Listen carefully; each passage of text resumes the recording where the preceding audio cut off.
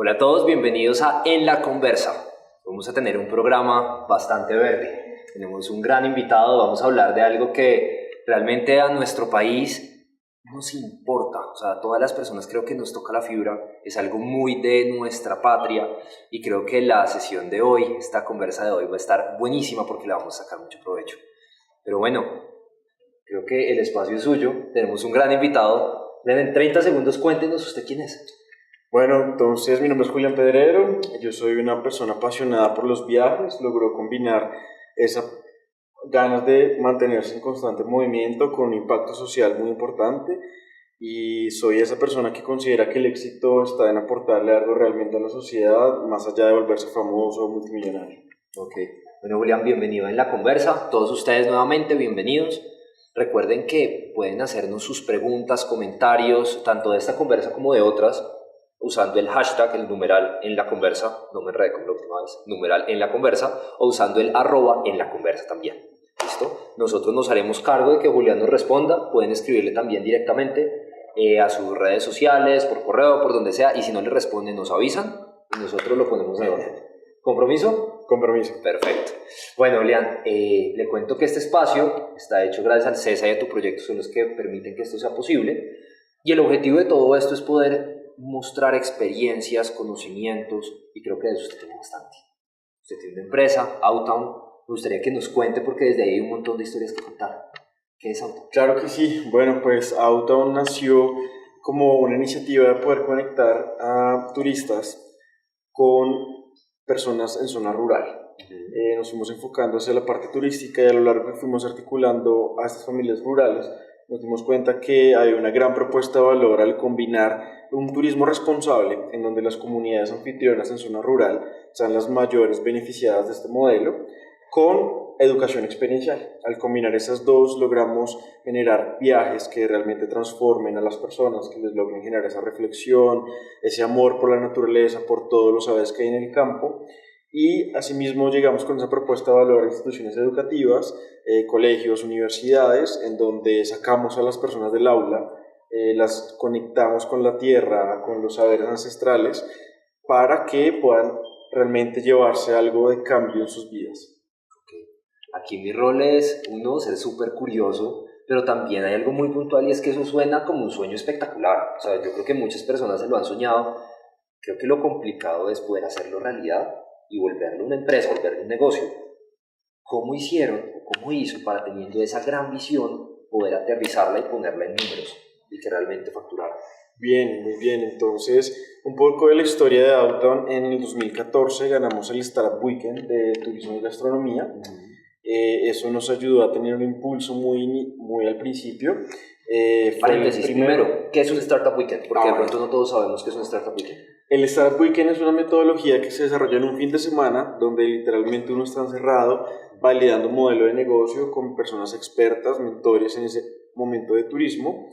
Llegas el viernes con una idea, al siguiente día ya tienes tu equipo de trabajo, lo puedes conformar allá mismo y el trabajo de los mentores es desbaratar la idea para que tengas que devolverte otra vez a ideación y hacerla lo suficientemente sólida para que pueda pasar una validación de mercado. Cuando ya tienes ese visto bueno de los mentores, sales a la calle, buscas a tu cliente objetivo, que en ese entonces eran los turistas, los entrevistas, les hablas de la idea para ver qué reacción tienes de ellos, haces una validación real y si la validación sale exitosa, vuelves al lugar del evento y desarrollas un prototipo, un landing page o algo que pueda dar a conocer esa idea de manera digital. Y al finalizar el domingo recibimos unos jurados que no estuvieron en todo el fin de semana para que en 5 minutos tú hagas el speech y puedas contar cómo evolucionó desde el viernes que llegabas hasta el domingo. Entonces, como pudimos hacer todo eso acelerado en 3 días, con el componente social, logramos tener un buen equipo, el Dream Team del emprendimiento, que es un administrador de empresas que soy yo, una diseñadora y un programador. Logramos hacer un landing page súper bien, inclusive videos, y a los jurados les gustó muchísimo eso y gracias a eso ganamos más o menos unos 10 millones de pesos en premios. El principal fueron mentorías en una comunidad de emprendimiento muy importante que se llama Wikideas. Ellos han sido uno de los principales motores de impulso mío personalmente. me llenaron de energía y de combustible en esos momentos donde, bueno, ganas un premio, pero al siguiente mes ya no eres tan visible, te cancelan viajes. Entonces en esos momentos donde la montaña rusa está en su pico de abajo, ellos estaban ahí para llenarle uno de fuerza, seguirles dando mentorías y sobre todo con los espacios que tenían ellos para seguirlo a uno fortaleciendo. Entonces era un trabajo emocional muy chévere. También logramos pues hosting, dominio, algunos viajes, patrocinadores. Fue bastante enriquecedor. Pero bueno, entonces un Startup Weekend es una jornada maratónica, medio encerrados, medio por fuera, donde las personas llegan con una idea o sin ideas, terminan haciendo equipo entre tres perfiles, entre alguien que sepa de negocios, alguien que sepa de diseño, alguien que sepa de programación, y hacen algo. Así es. Usted hizo el pitch de su idea, convenció a varias personas y terminó con equipo ese día. Correcto. Después de haber tenido esa experiencia, de haber ganado todo esto, ¿cuál es el valor real? O sea, ¿qué tiene que estar viviendo una persona o en qué etapa tiene que estar para que realmente sea provechoso ir a un Startup Weekend? ¿Qué opina usted?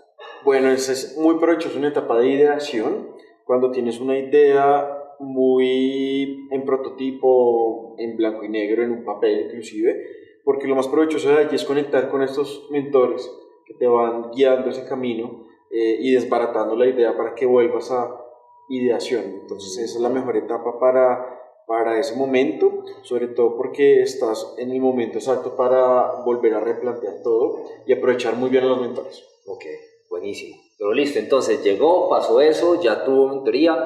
Eso me parece muy chévere porque la última vez estuvimos con Juan David Espinosa y él parte de lo que nos hablaba es que ser emprendedor es un proyecto de vida, pero también hay mucho soporte alrededor. Si está casado su pareja, si no su familia, me parece muy importante resaltar que también otras personas, esa comunidad que está alrededor, para los amantes de TED, de pronto Ken Robinson le suena y este hombre habla de esas tribus que soportan y que hacen que la gente se motive a llevar las cosas adelante. Pues bueno, emprendimiento eso también existe, eso me parece buenísimo. Pero bueno, y de ahí en adelante, ¿cómo evolucionó hasta lo que es hoy? Bueno, entonces ahí ya tuvimos esa preaceleración con Wikideas y empezamos a salir a campo porque el objetivo era encontrar estos líderes rurales o estas familias que pudieran conectar con la iniciativa de turismo responsable y realmente puedan transformar su espacio de vivienda. Entonces empezamos a andar por Cundinamarca, Boyacá, casi que literalmente timbrando las puertas y nos dimos cuenta que debíamos hacerlo a través de referidos. Entonces empecé a ir a eventos de networking, a cualquier persona que conocía le contaba el speech de un minuto y así fueron refiriéndome lugares. Entonces me dijeron, yo conozco una persona en Chuachi que está transformando su lugar, está con la onda del turismo.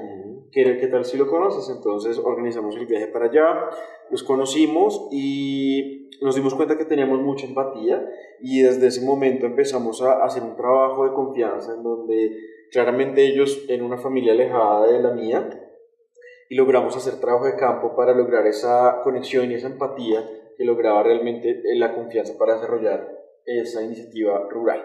Acá ya trabajamos un componente muy importante que es innovación social, que los negocios del futuro lo deben tener muy claro, muy en su propuesta de valor, porque las futuras generaciones, los nuevos consumidores ya tienen ese chip incorporado y ellos quieren saber que lo que compran es socialmente responsable. Entonces, con la innovación social es algo muy delicado, porque al conectar con estas familias o estas personas, son personas de carne y hueso, si llegas a tomar mal una decisión con ellos, vas a afectarles su vida, vas a afectarles su integridad, ¿no? Entonces, cualquier decisión que tomes en esta etapa debe ser provechosa y debe ser co-creada con la familia. Imagino que también la confianza de ellos, de que venga alguien de afuera y diga, mire, le tengo esto espectacular, pues puede que se la crean una vez, pero si ahí defraudan la confianza, creo que la segunda no va a pasar y puede que se pierdan buenas oportunidades, ¿no? Exactamente. Y también, sobre todo, esa confianza para uno permitir generar esa co-creación, es decir, que ellos le abran la puerta de la casa a uno, casi que estar viviendo con ellos, identificar qué necesidades reales tienen, porque no es lo mismo como llegar allá y decir, venga, yo vengo aquí a ayudarles a alguna necesidad. Ellos te van a decir muy seguramente alguna necesidad superficial, pero no realmente la que está atareando en ese momento. Entonces, en ese esquema de intervención logramos identificar esa empatía, esa confianza, y es algo sagrado. lo que tú dices, si uno llega a defraudarla en algún momento, ya se pierde toda credibilidad y ese lazo, ese vínculo se va a romper y ya no va a haber esa confianza, entonces no se podría generar atracción de visitantes. Entonces ya esa confianza empezó a aumentar cuando yo les empecé a compartir todos esos conocimientos que traía, bueno, pues temas financieros, temas legales, temas de modelo de negocio y hicimos un rescate cultural, que fue lo que más pasión nos conectó con ellos, en donde casi que, por ejemplo, ellos no sabían sobre la cultura muisca. Cuando llegamos allá, listo, venga, hablemos de los muiscas. Y yo, sí, yo lo escuché en el colegio, sé que era una cultura indígena, pero vamos a ahondar más en el tema. Al hacer ese rescate cultural, como que encendimos esos bombillos que estaban apagados dentro del cerebro o de la mente de ellos, que están conectados con sus raíces ancestrales, y todo empezó a fluir muy bien. Entonces fueron trabajos con antropólogos, con voluntarios que nos ayudaron a intervenir. Y todo esto fue con una serie de familias, con distintas familias, cada una en su realidad distinta, con personas en cosas diferentes. Así es. Esos temas son claves para generar confianza, pero me imagino que una cosa es la historia después de que uno dice, claro, y fue fundamental, y esos fueron los temas que despertaron o que abrieron esa relación, pero al arrancar eso realmente cómo es, pues porque cuando uno habla con una persona, si solo aquí dentro de Colombia rolos con rolos, paisas con paisas, pasan cosas y no es tan fácil comunicarse entre los mismos, o sea, entre esas mismas subculturas o como se llamen, cuando mezclamos personas de una región con otra, ya empieza a haber diferencias en comunicación. Imagino que aquí también. ¿Qué cosas les pasó ahí? O sea, ¿qué momentos curiosos, qué embarradas, qué aprendizajes tuvieron ahí? Sí, ahí el reto principal era no usar palabras tan técnicas, porque, bueno, en el campo la persona es muy empírica, tiene muchísimos conocimientos y de hecho cada vez que viajo a conectar con estas familias aprendo algo nuevo. Por más pequeño o grande que sea, ellos siempre tienen un conocimiento muy grande en torno al agro y a temas culturales. Pero cuando ya llegas a hablarles de negocio, cuando llegas a hablarles de otras cosas, ellos realmente estuvieron muy abiertos para lograr eso, y el reto era ese, no usar palabras tan técnicas, sino que todos sean palabras muy sencillas, que hasta un niño de 5 años las pueda entender, porque si uno llega ya hablando pues de marketing, no sé qué, merchandising, entonces la gente va a decir, no, este señor me quiere... Está en otra realidad, es otra cosa distinta, claro. Entonces era muy delicado cada palabra que salía de la boca porque tenía que ser tan clara y tan precisa que cualquier persona la pudiera entender. Pero venga, y eso es buenísimo también hasta para los nuevos concursos y las convocatorias y presentarse inversionistas y todo eso. Dentro de eso, pues que me imagino que tuvo aciertos y también cosas de, uy, se me salió. ¿Cómo hizo para entrenarse o qué hizo? ¿Con quién se asesoró? ¿Con quién trabajó? Para que realmente, como lo que usted dice, de su boca salieran esas palabras simples y sencillas que normalmente, pues que puede que normalmente no son las que utilicen. Claro, eso fue un trabajo de campo, literalmente estar allá viviendo con ellos, escuchando la forma como hablaban, llenándome de esos insights para después internamente poder aterrizar esas palabras y no salirse de esa realidad. Entonces fue gracias a ellos, ellos me fueron llevando de la mano y Wikideas también hizo gran parte de ese trabajo en ayudarme a aterrizar esas ideas, porque pues uno tiene una idea y ellos desde afuera la iban haciendo más simple, más sencilla para que pueda llegar a ser parte de todo esto. Y algo que me llama mucho la atención y es que dice que viviendo con ellas, compartiendo con ellas, ¿eso es un proceso de qué? ¿De voy, paso el fin de semana? ¿Es un proceso de me interno por 20 años? ¿Cómo lo manejó usted para poder tener esos resultados? Bueno, logramos tener parte de las mentorías, nos ayudaron a desarrollar un esquema de intervención que logramos plasmar en un proyecto de 25 semanas.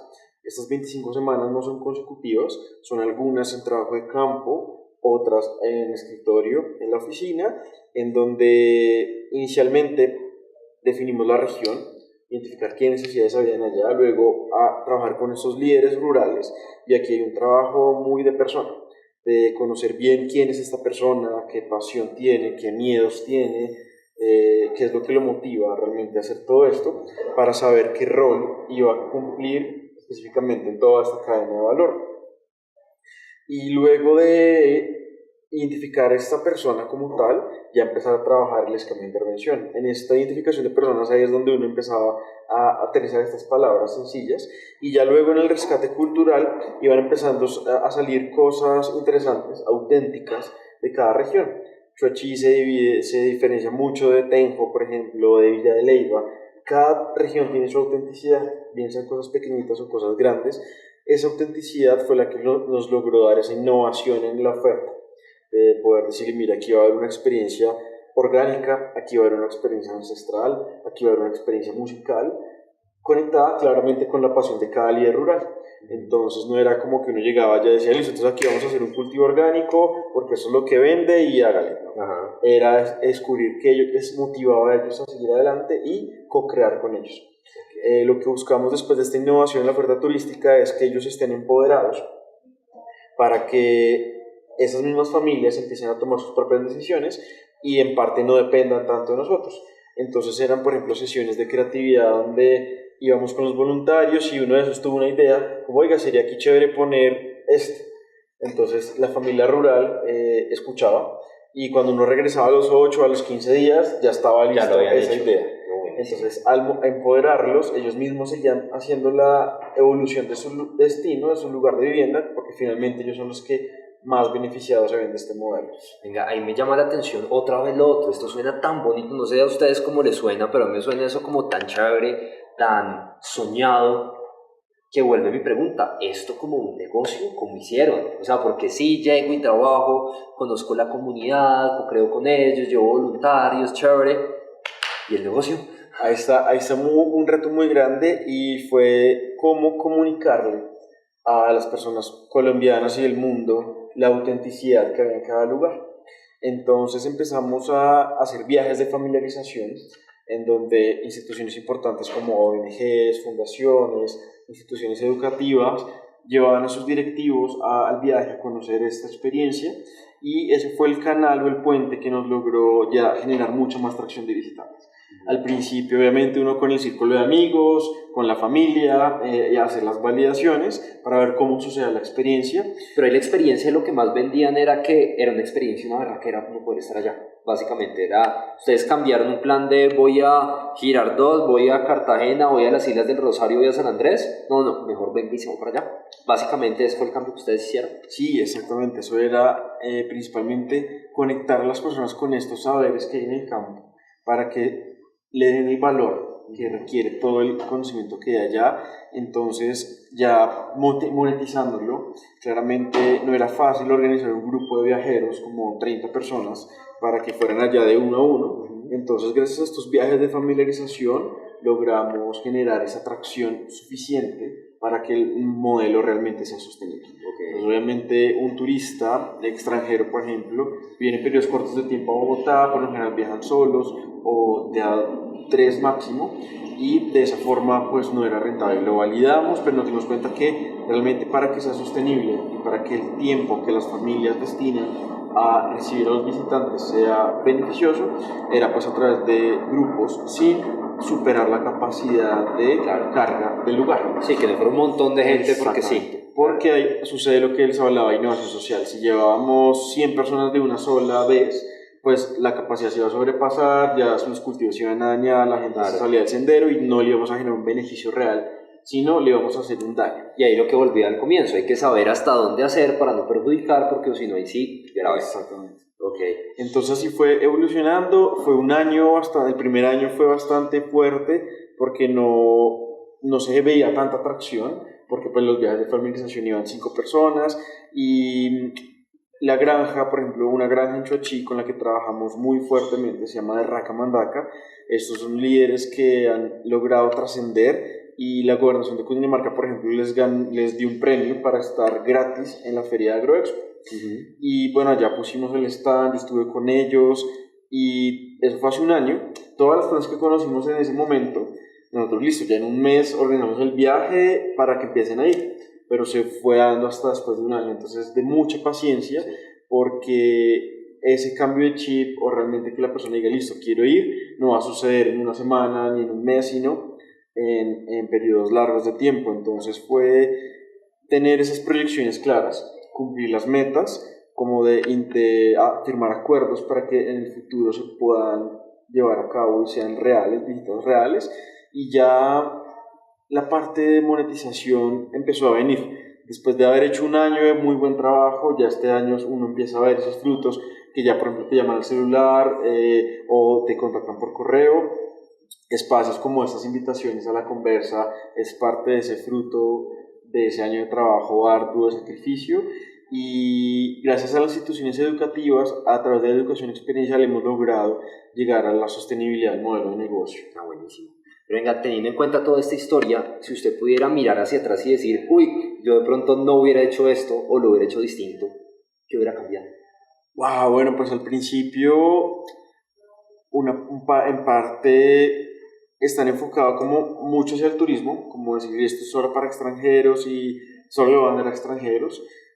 Al principio, si no hubiéramos tenido ese bloqueo de frente y hubiéramos visto el mercado potencial que había en Colombia, pues a través de instituciones educativas, hubiéramos podido de pronto sacar un poquito más de provecho en todo esto. Y de alguna forma, al principio, los costos que las familias tenían no estaban aptos para la comercialización. Entonces nos dimos cuenta, después de un estudio arduo de costos, que al principio, por ejemplo, la alimentación la vendíamos casi que a costo. Entonces no estábamos haciendo nada y fue un trabajo muy arduo de llegar a definir los precios, de definir realmente cómo se iba a empaquetar todo, qué íbamos a ofrecer, su alimentación, recorridos seguros, transporte, cómo se iba a moldear todo este precio para que realmente fuera competitivo. Creo que eso creo que eso a todos nos pasó, los que hemos hecho empresas, por lo menos la gran mayoría, no sé cuántos de ustedes les ha pasado, y es enamorarnos de la idea de entrada. Y yo digo, no, mire, yo voy a turismo, esto lo cobro así, va a ser así.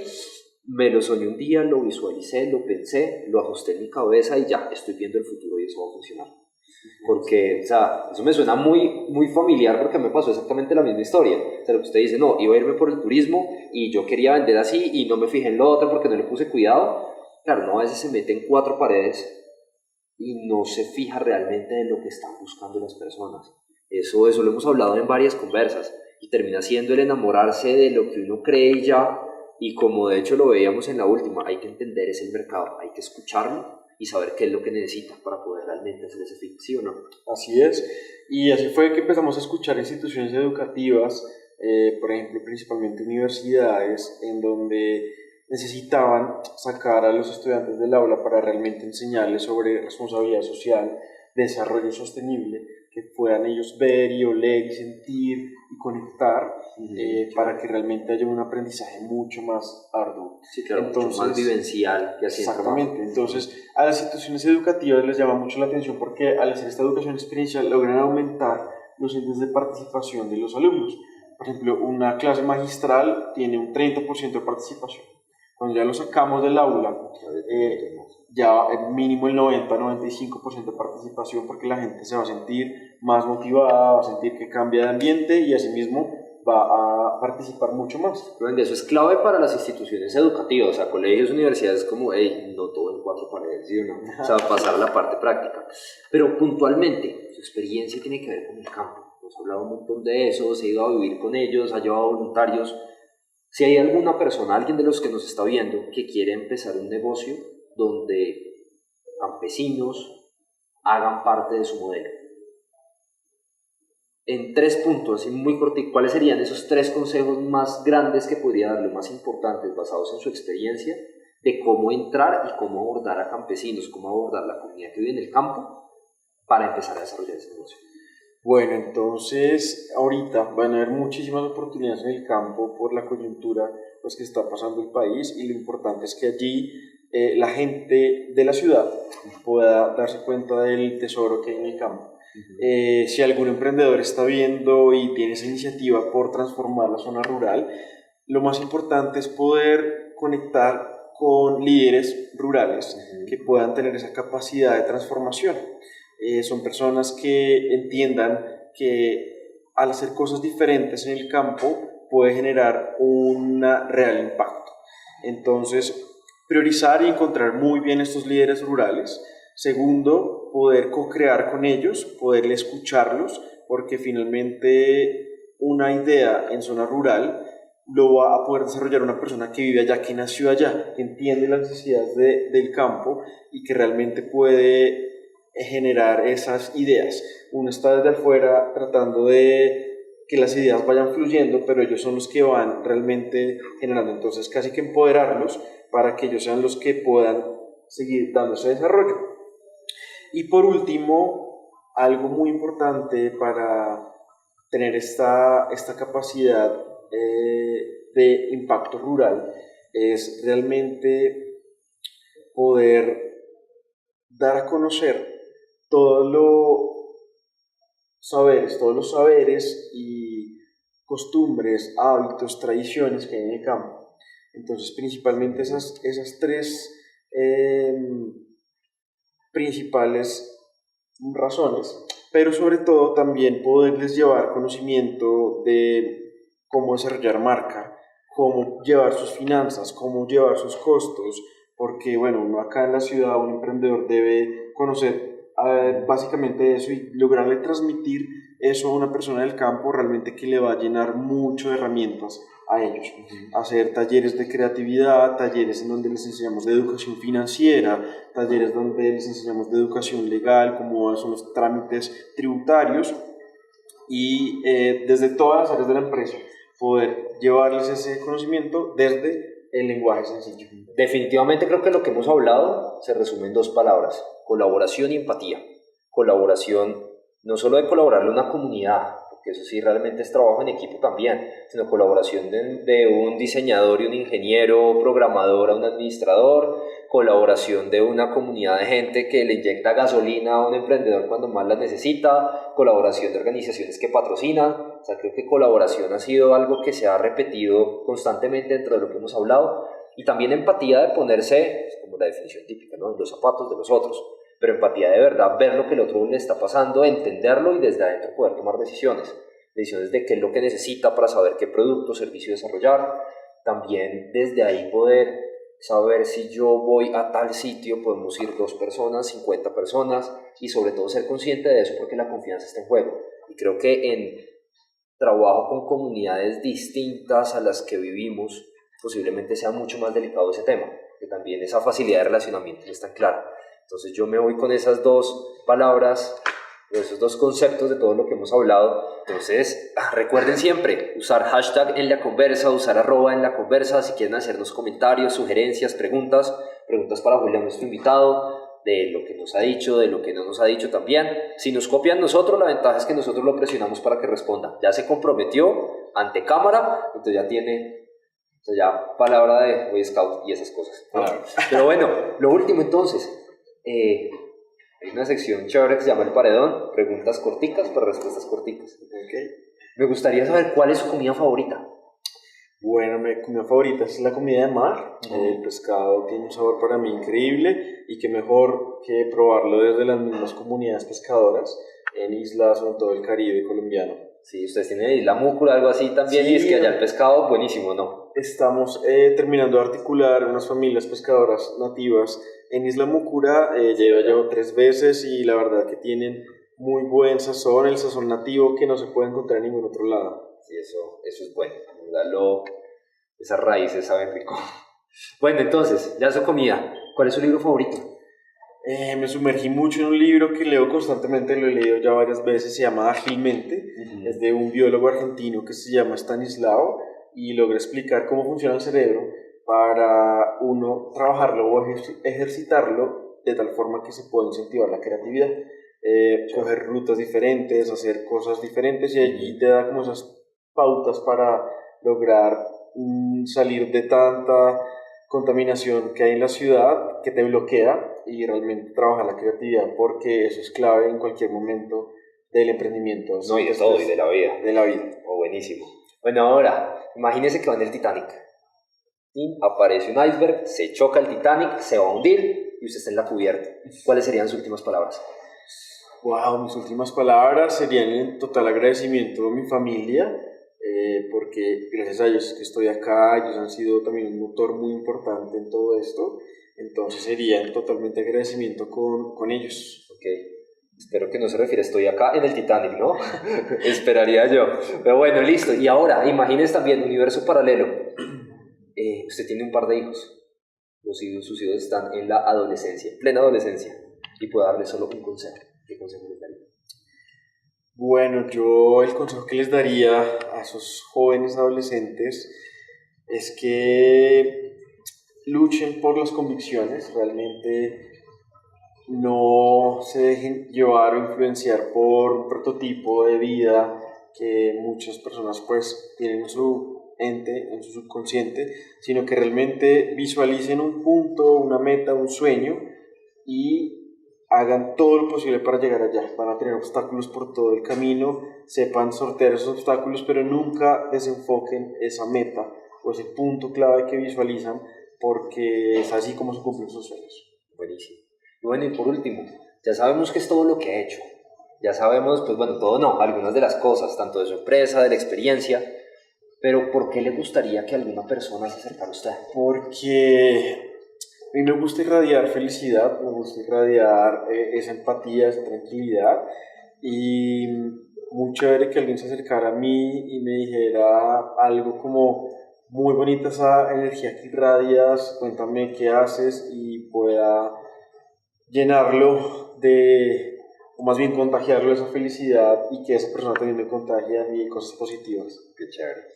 No, Julián, muchísimas gracias por haber estado acá. Sí, Sebastián. Aprovecho para darle gracias al CESA y a tu proyecto, quienes se han unido para hacer esto posible. Gracias por contarnos experiencias, gracias por estar abierto a todas las preguntas. Ya saben, numeral en la conversa, @ en la conversa, en la página en laconversa.tv pueden ver tanto esta como las otras conversas que hemos tenido. Esperamos que siga siendo esto muy exitoso. Como usted decía, en este momento donde el país está volviendo a mirar hacia el campo, creo que vale mucho la pena el tomar esa determinación y esa persistencia de poder llevar adelante proyectos que están impactando positivamente a tantas personas. Así es, y lo más bonito de este proyecto es que vamos a lograr, a través del ejemplo, transformar otras vidas en el campo. Lo que queremos con los líderes rurales es que ellos se sigan formando y sean ejemplo claro para las nuevas generaciones del campo, que realmente puedan desde niños poder tener esta conexión, y es a través de ese ejemplo como se logran esos cambios. Buenísimo. Ya saben, hablamos de un montón de cosas, esa experiencia de haber vivido en el campo, de ponerse no solo en los zapatos de los otros, sino en sus casas, en su campo, el hacer todo esto fuera de las cuatro paredes, es lo que a mí más me llama la atención. Vimos consejos de qué hacer, también de qué cosas no hacer, esos tips de para qué sirven las convocatorias, además, que ahorita es un tema súper de moda y todas en concursos y emprendimiento, innovación. Parece fundamental como esa perspectiva de alguien que ya lo ha vivido. Todo eso lo vimos y vimos realmente un punto de vista diferente de alguien que está generando un gran impacto. Nos vemos la próxima. Ya saben, todos los comentarios son súper bienvenidos. Este programa es para ustedes. Esperamos que esto les haya sido útil. Gracias por estar acá, gracias por vernos. Y Julián, gracias por habernos acompañado. Sí, Sebastián. Un gusto estar acá sentado y vamos a seguirlos de aquí hasta toda la eternidad. Perfecto. Hasta la próxima. Nos vemos.